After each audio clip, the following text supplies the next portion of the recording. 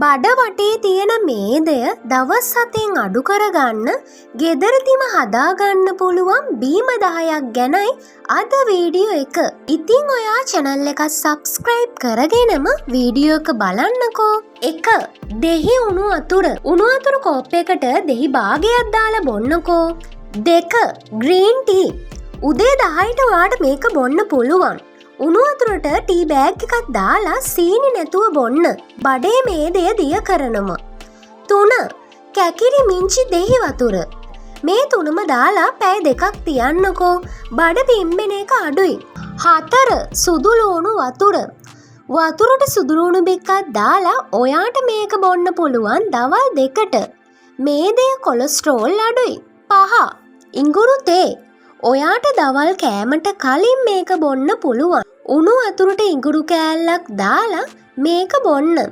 ජීර්ණය හොඳ කරනවා. බඩගින්න අඩු කරනවා. 6. කොමඩු යුෂ. හවස 4ට තමයි මේක බොන්න ඕනි. කොමඩු බ්ලෙන්ඩර් කරලා සීනි දාන්න නැතුව බොන්න. වතුර රැඳීම අඩු කරනවා. 7. අලිගැටි පේර ස්මූති. අලිගැටි පේරයි වතුරයි දාලා බ්ලෙන්ඩර් කරන්න. බඩගින්න නවතිනවා. 8. කහ කිරි.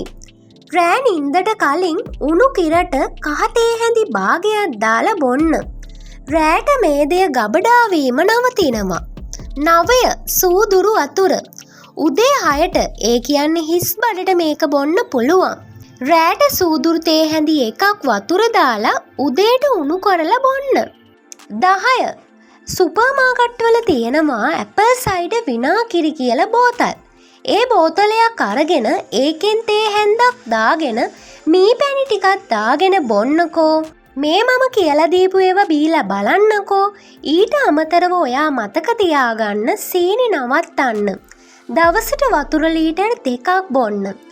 මේ මම කියලා දුන්න 10න් 3ක්වත් දවසට බොන්නකෝ. මේ විදිහට අපි පටන් ගමු. ඔයාගේ බඩ වටේ තියෙන මේදය නතර කරන්න. ඉතින් මට කියන්න උවමනාව තිබ්බේ මම වෛද්‍යවරයෙක් නොවෙයි.